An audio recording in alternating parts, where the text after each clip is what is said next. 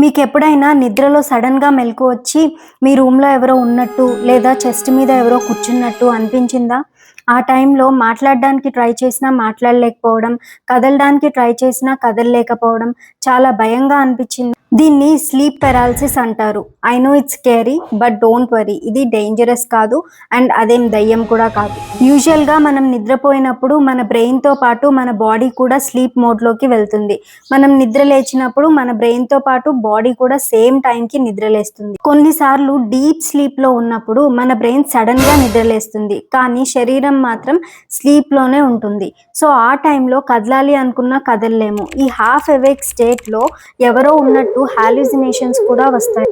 And ఇది చాలా common. సరిగా నిద్ర లేకపోవడం, ఇర్రెగ్యులర్ స్లీప్ స్కెడ్యూల్, స్ట్రెస్ ఎక్కువ ఉన్నప్పుడు వస్తుంది. సో, స్ట్రెస్‌ని మేనేజ్ చేసుకొని రోజు ఒకటే టైంకి పడుకొని లెగడం, ప్రాపర్ స్లీప్ ఉండేలా చూసుకోవాలి. ఇలా చేస్తే ఈ స్కేరీ ఎక్స్‌పీరియన్స్‌ని అవాయిడ్ చేయొచ్చు.